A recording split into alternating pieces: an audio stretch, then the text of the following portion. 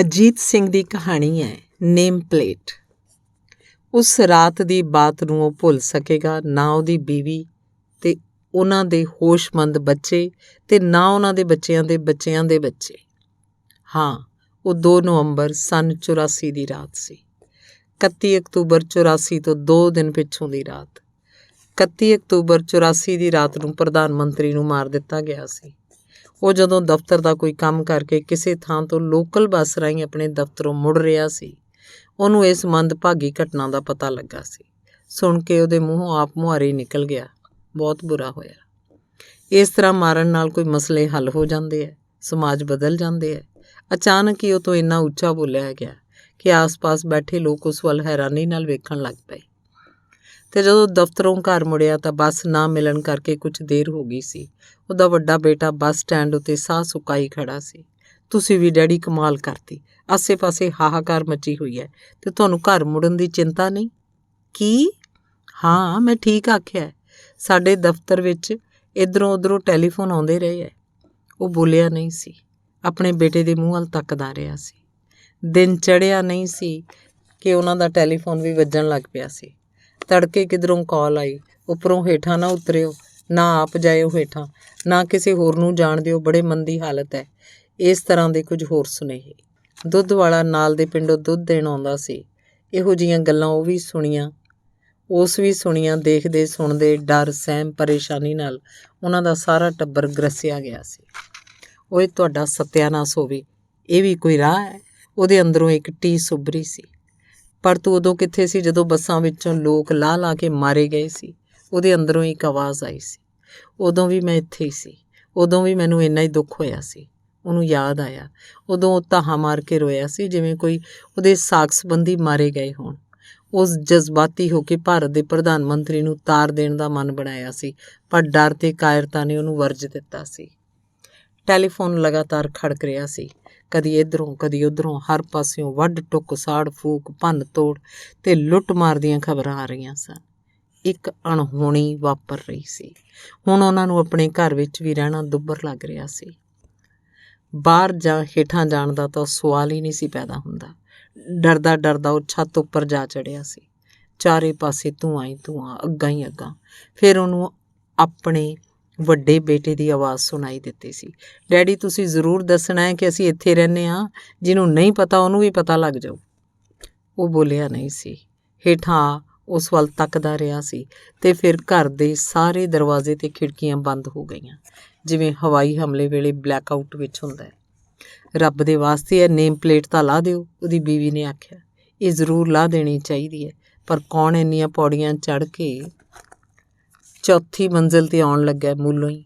ਉਹਨੂੰ ਆਪਣੀ ਗੱਲ ਸਵੈ ਵਿਰੋਧੀ ਜੀ ਜਾਪੀ ਸੀ। ਡੈਡੀ, ਤੁਸੀਂ ਵੀ ਭੋਲੇ ਹੋ, ਵਕਤ ਦੀ ਨਜ਼ਾਕਤ ਨੂੰ ਨਹੀਂ ਦੇਖਦੇ। ਕਿੰਨੇ ਟੈਲੀਫੋਨ ਆਏ ਹੈ ਵੀ ਲੋਕ ਨਾਲ ਜਾ ਕੇ ਲੱਭ ਕੇ ਮਾਰ ਮਰਵਾ ਰਹੇ ਹੈ। ਇਹ ਵੀ ਵੱਡੇ ਬੇਟੇ ਦੇ ਸ਼ਬਦ ਸੀ। ਪਰ ਆਪਣਾ ਤਾਂ ਕੋਈ ਦੁਸ਼ਮਣ ਨਹੀਂ ਯਾਰ।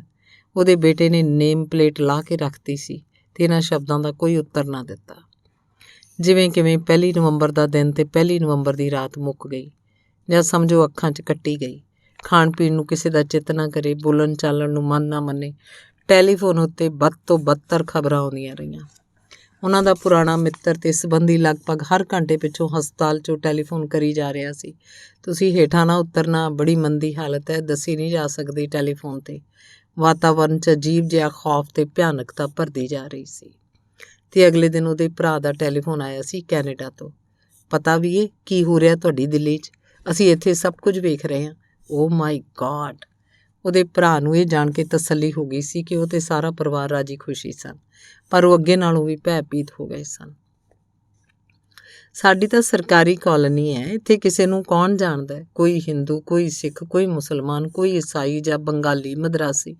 ਰੱਬ ਜਾਣੇ ਉਹਦੀ ਪਤਨੀ ਇਹ ਕਹਿ ਕੇ ਆਪਣਾ ਤੇ ਦੂਜਿਆਂ ਦਾ ਦਿਲ ਤਕੜਾ ਕਰ ਰਹੀ ਸੀ ਜਾਂ ਡਰ ਦੀ ਭਾਵਨਾ ਨੂੰ ਹੀ ਜ਼ਾਹਰ ਕਰ ਰਹੀ ਸੀ।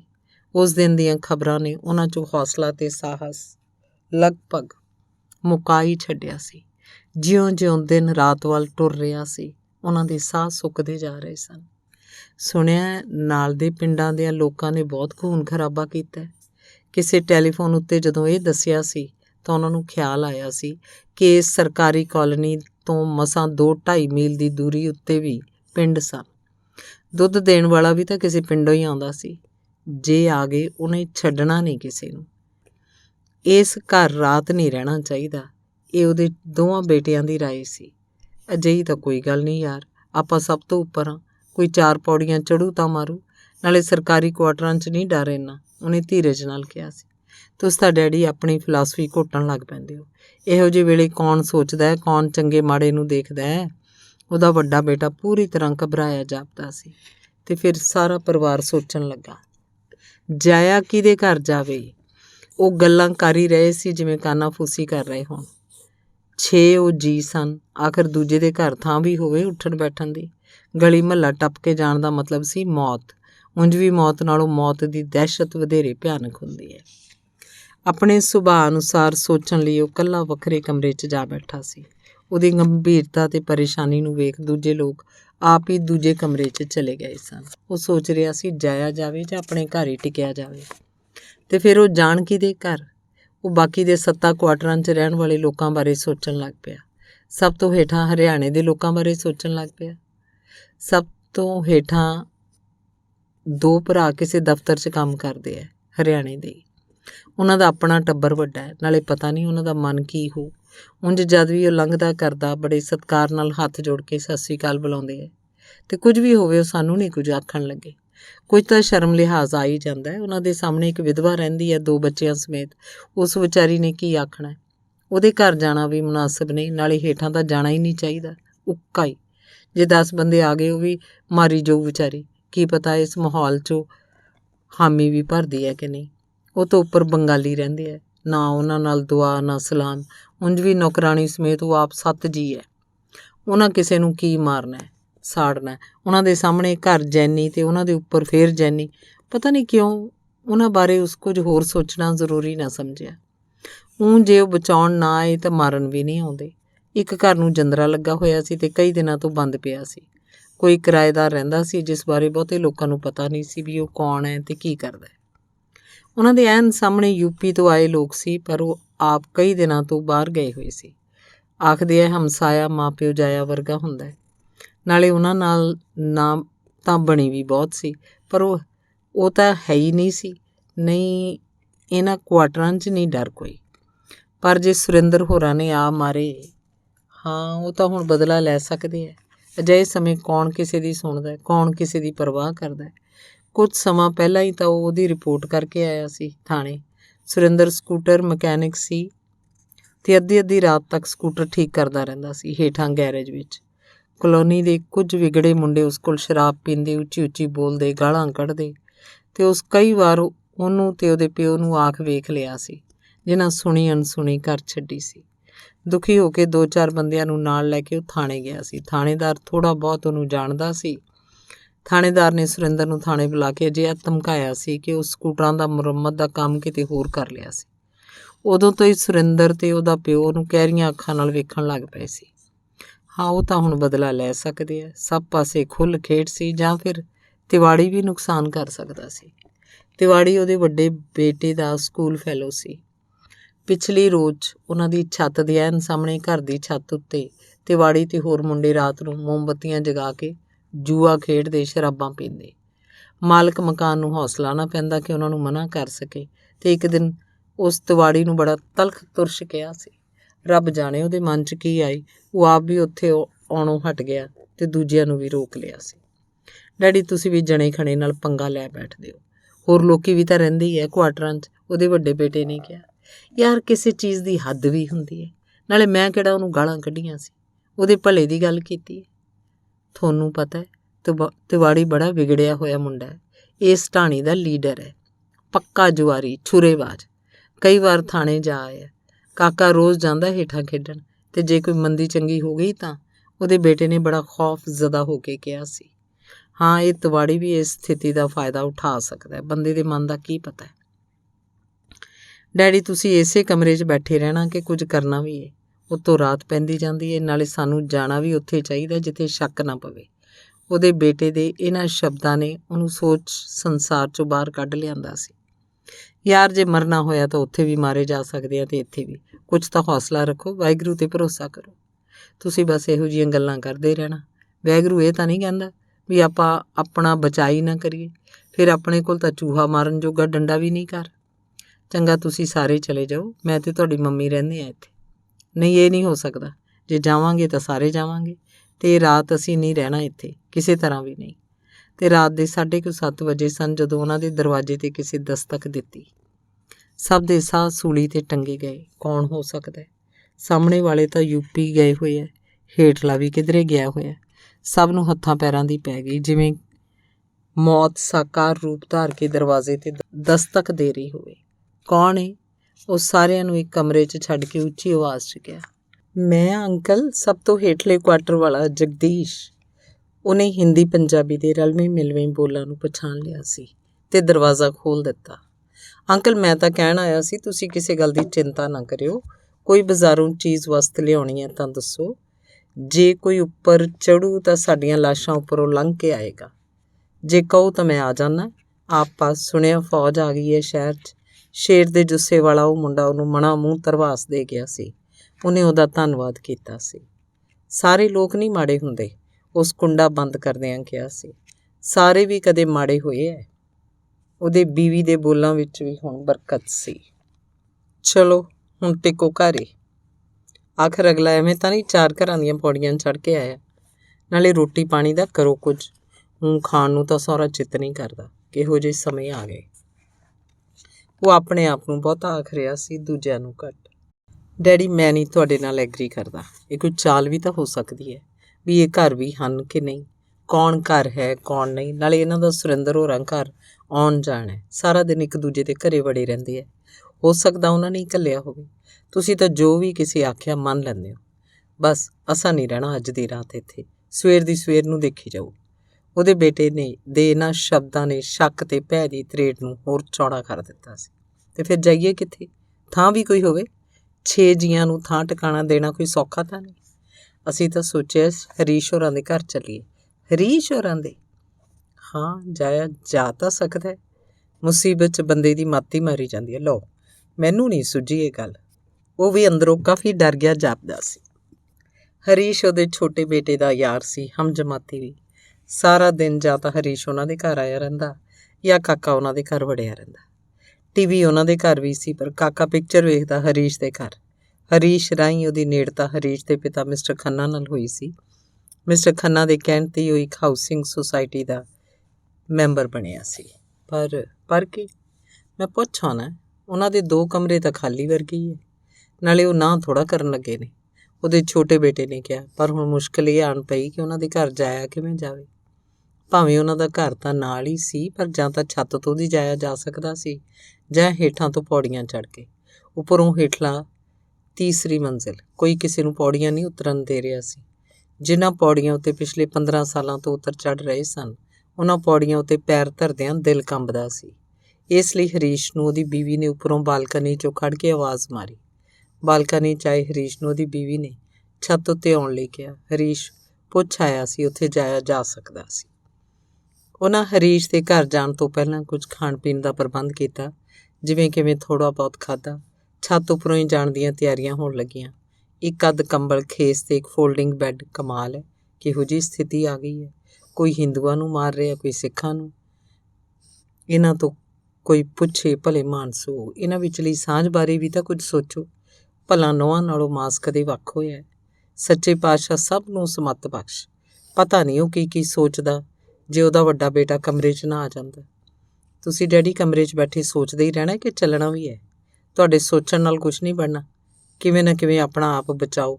ਜੇ ਕੋਈ ਆ ਗਿਆ ਤਾਂ ਉਹਨੇ ਕੱਖ ਨਹੀਂ ਛੱਡਣਾ। ਉਹਦਾ ਬੇਟਾ ਉਤਾਵਲੇਪਨ 'ਚ ਬੋਲ ਰਿਹਾ ਸੀ ਜਾਂ ਭਵਿੱਖ ਦੀ ਭਿਆਨਕਤਾ ਤੋਂ ਡਰ ਕੇ ਉਹ ਅੰਦਾਜ਼ਾ ਨਹੀਂ ਸੀ ਲਾ ਸਕਿਆ। ਪਰ ਇਹ ਸਭ ਚੰਗਾ ਨਹੀਂ ਲੱਗ ਰਿਹਾ ਮੈਨੂੰ। ਉੱਕਾ ਹੀ। ਮੈਂ ਤਾਂ ਫੇਰ ਆਖਦਾ ਵੀ ਤੁਸੀਂ ਸਾਰੇ ਚਲੇ ਜਾਓ, ਮੈਂ ਤੇ ਤੇਰੀ ਮੰਮੀ ਭੁਗਤ ਲਾਂਗੇ ਜੋ ਹੋਇਆ। ਉਹਦਾ ਮਨ ਸੱਚਮੁੱਚ ਜਾਣ ਨੂੰ ਨਹੀਂ ਸੀ ਕਰ ਰਿਹਾ। ਦੂਜੇ ਉਹ ਸੋਚ ਰਿਹਾ ਸੀ, ਅਸੀਂ ਤਾਂ ਅੱਧੀਓਂ ਵੱਧ ਜ਼ਿੰਦਗੀ ਜੀ ਚੁੱਕੇ ਹਾਂ, ਇਹਨਾਂ ਬੱਚਿਆਂ ਨੇ ਹਾਲੇ ਕੀ ਵੇਖਿਆ। ਪਰ ਜੇ ਸੁਰਿੰਦਰ ਹੋਰਾਂ ਨੇ ਮਾਰਨਾ ਮਿਥ ਲਿਆ, ਸੰਭਵ ਹੈ ਹੇਠਲਾ ਮੁੰਡਾ ਉਹਨਾਂ ਦੇ ਕਹਿਣ 'ਤੇ ਹੀ ਉੱਪਰ ਆਇਆ ਹੋਵੇ। ਇਸ ਤਰ੍ਹਾਂ ਮਰਨਾ ਵੀ ਕੀ ਮਰਦਾਨਗੀ। ਭੁੱਤਰੇ ਹਜ਼ੂਮ ਅੱਗੇ ਅਰਜ਼ੋਈਆਂ ਦੇ ਕੀ ਅਰਥ। ਇਹੋ ਜਿਹੀਆਂ ਅਨੇਕ ਗੱਲਾਂ ਉਹਨਾਂ ਟੈਲੀਫੋਨ 'ਤੇ ਸੁਣੀਆਂ ਸਨ। ਅਤੇ 10:30 ਵਜੇ ਉਹ ਉੱਪਰ ਛੱਤ ਤੋਂ ਹੀ ਹਰੀਸ਼ ਹੋਰਾਂ ਦੇ ਘਰ ਚਲੇ ਗਏ ਸਨ। ਅਤੇ ਉਹਨੇ ਜਦੋਂ ਮਿਸਿਸ ਖੰਨਾ ਨੂੰ ਮੰਜੇ 'ਤੇ ਪਈ ਦੇਖਿਆ ਤਾਂ ਉਹਦਾ ਮਨ ਬਹੁਤ ਦੁਖੀ ਹੋਇਆ। ਭਰਾ ਜੀ ਮੈਨੂੰ ਤਾਂ ਬੜੀ ਸ਼ਰਮ ਆਈ ਜਦੋਂ ਕਾਕਾ ਪੁੱਛਣ ਆਇਆ। ਪੁੱਛਣਾ ਤਾਂ ਸਾਨੂੰ ਚਾਹੀਦਾ ਸੀ। ਖੰਨਾ ਸਾਹਿਬ ਨੂੰ ਤਾਂ ਤੁਸੀਂ ਜਾਣਦੇ ਹੀ ਹੋ, ਨਾ ਚੜ੍ਹੀ ਦੀ ਨਾ ਲੱਥੀ ਦੀ। ਪੂਰਾ ਹਫ਼ਤਾ ਹੋਣ 'ਤੇ ਆ ਗਿਆ। ਉਹ ਸਾਹਿਬਾਦ ਤੋਂ ਨਹੀਂ ਮੁੜੇ। ਉਹਨਾਂ ਦੇ ਛੋਟੇ ਭਰਾ ਦੀ ਫੈਕਟਰੀ 'ਚ ਲੇਬਰ ਦਾ ਕੋਈ ਝਗੜਾ ਸੀ। ਇਹਨਾਂ ਦੇ ਸੁਭਾਅ ਦਾ ਵੀ ਤੁਹਾਨੂੰ ਪਤਾ, ਕਿਸੇ ਨਾਲ ਲੜ ਝਗੜੀ ਨਾ ਪਏ ਹੋਣ। ਹਰੀਸ਼ ਤੇ ਮੁੰਨੀ ਨੂੰ ਉਹਨਾਂ ਦਾ ਮਾਮਾ ਲੈ ਗਿਆ। ਇੱਕ ਵਾਰ ਤੇ ਅਖੇ ਚਲੋ ਤੁਹਾਨੂੰ ਆਗਰਾ ਘੁਮਾ ਲਿਆਵਾਂ। ਇਹਨੂੰ ਆਏ ਨੂੰ ਮਸਾਂ ਅੱਧਾ ਕੁ ਘੰਟਾ ਹੀ ਹੋਇਆ ਹੋਣਾ ਜਦੋਂ ਭੈਣ ਦੀ ਆਵਾਜ਼ ਸੁਣੀ।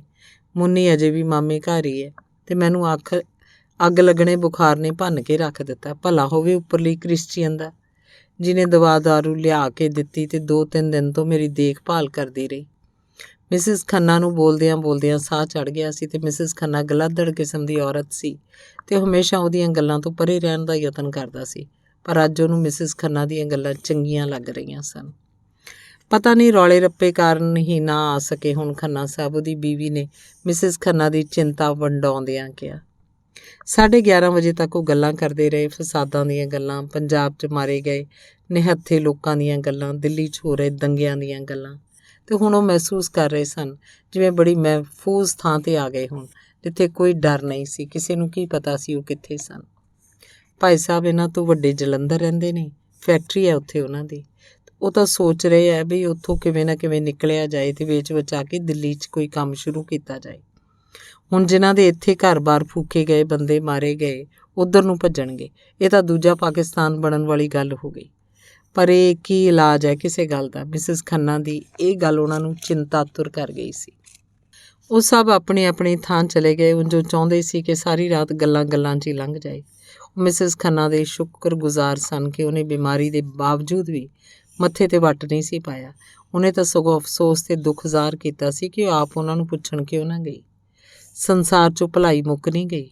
ਪਰ ਜਿਹੜੀ ਗੱਲ ਮਿਸਿਸ ਖੰਨਾ ਆਖ ਰਹੀ ਸੀ ਬਈ ਉਹਦਾ ਜੇਠ ਉੱਧਰੋਂ ਇੱਧਰ ਆ ਰਿਹਾ ਸੀ, ਇਹਨੇ ਉਹਨੂੰ ਪਰੇਸ਼ਾਨ ਕਰ ਦਿੱਤਾ। ਇਸ ਤਰ੍ਹਾਂ ਤਾਂ ਉਹਨਾਂ ਨੂੰ ਵੀ ਜਾਣਾ ਪੈ ਸਕਦਾ ਇੱਥੋਂ, ਪਰ ਉਹ ਕੀ ਛੱਡ ਕੇ ਜਾਣਗੇ? ਜਾਣ ਨੂੰ ਤਾਂ ਜਾਇਆ ਹੀ ਜਾ ਸਕਦਾ, ਨਾਲੇ ਜੇ ਜਾਣਾ ਪਿਆ ਤਾਂ ਜਾਣਾ ਪੈਣਾ। ਉਹਦੀ ਬੀਵੀ ਦੀ ਨੌਕਰੀ 20 ਸਾਲ ਤੋਂ ਉੱਪਰ ਹੋ ਗਈ ਹੈ ਤੇ ਉਹ ਆਪ 24-25 ਸਾਲਾਂ ਤੋਂ ਦਿੱਲੀ 'ਚ ਨੌਕਰੀ ਕਰ ਰਿਹਾ। ਦੋਨੋਂ ਵਾਲੰਟਰੀ ਰਿਟਾਇਰਮੈਂਟ ਲੈ ਲੈਣਗੇ। ਇਸ ਉਮਰੇ ਪੰਜਾਬ 'ਚ ਕਿੱਥੋਂ ਚੱਜ ਦੀ ਨੌਕਰੀ ਮਿਲਣ ਲੱਗੀ ਹੈ। ਚਲੋ ਬਥੇਰੀ ਕਰ ਲਈ ਨੌਕਰੀ। ਉਹਦਾ ਵੱਡਾ ਬੇਟਾ ਬੈਂਕ 'ਚ ਹੈ, ਉਹਦੀ ਬਦਲੀ ਭੱਜ ਨੱਠ ਨਾਲ ਕਰਵਾਈ ਜਾ ਸਕਦੀ ਹੈ। ਛੋਟਾ ਹਾਲੇ ਪੜ੍ਹਦਾ ਹੈ। ਇੱਥੇ ਕੀ ਤੇ ਉੱਥੇ ਕੀ, ਔਖੇ ਸੌਖੇ 4 ਖਣ ਵੀ ਉਹ ਛੱਤ ਲੈਣਗੇ। ਪਰ ਯਾਰ ਇਹ ਕੀ ਗੱਲ ਹੋਈ? ਉਹ ਪਾਸੇ ਪਰਤਦਾ ਰਿਹਾ ਤੇ ਸੋਚਦਾ ਰਿਹਾ। ਯਤਨ ਕਰਨ 'ਤੇ ਵੀ ਉਹਨੂੰ ਨੀਂਦ ਨਹੀਂ ਆ ਰਹੀ ਸੀ। ਹੁਣ ਉਹ ਡਰਿਆ ਹੋਇਆ ਘੱਟ ਸੀ, ਪਰੇਸ਼ਾਨ ਬਹੁਤਾ। ਉਹਦੀ ਬੀਵੀ ਸੁੱਤੀ ਪਈ ਸੀ। ਕਾਕਾ ਘੁਰਾੜੇ ਮਾਰ ਰਿਹਾ ਸੀ ਤੇ ਦੂਜੇ ਕਮਰੇ 'ਚ ਉਹਦਾ ਵੱਡਾ ਬੇਟਾ, ਉਹਦੀ ਬੀਵੀ ਤੇ ਉਹਨਾਂ ਦਾ ਬੱਚਾ ਸਭ ਸੁੱਤੇ ਪਏ ਸਨ। ਬਸ ਉਹਨੂੰ ਹੀ ਨੀਂਦ ਨਹੀਂ ਸੀ ਆ ਰਹੀ। ਉਹ ਸੁੱਖ ਦਾ ਸਾਹ ਲਿਆ। ਚਲੋ ਇਹ ਰਾਤ ਤਾਂ ਲੰਘ ਗਈ। ਉਸ ਆਪਣੇ ਸਰੀਰ 'ਤੇ ਹੱਥ ਫੇਰਿਆ। ਸਭ ਸਹੀ ਸਲਾਮਤ ਸੀ। ਕੱਲ੍ਹ ਨੂੰ ਤਾਂ ਫੌਜ ਨੇ ਆ ਹੀ ਜਾਣਾ। ਚਲੋ ਇੱਕ ਵਾਰ ਤਾਂ ਬਚ ਹੀ ਗਏ। ਕੀ ਪਤਾ ਉਹਨਾਂ ਨੂੰ ਵੀ ਗਲਾਂ 'ਚ ਟਾਇਰ ਪਾ ਕੇ ਸਾੜਿਆ ਮਾਰਿਆ ਜਾਂਦਾ। ਪਰ ਇਹ ਵੀ ਕੀ ਹੋਇਆ? ਦੂਜਿਆਂ ਦਿਆਂ ਘਰਾਂ 'ਚ ਲੁਕਦੇ ਫਿਰੋ, ਇਹ ਵੀ ਕੀ ਰਹਿਣਾ ਹੋਇਆ? ਪਰ ਇਹ ਕਿਹੜਾ ਨਿੱਤ ਹੁੰਦਾ ਹੈ?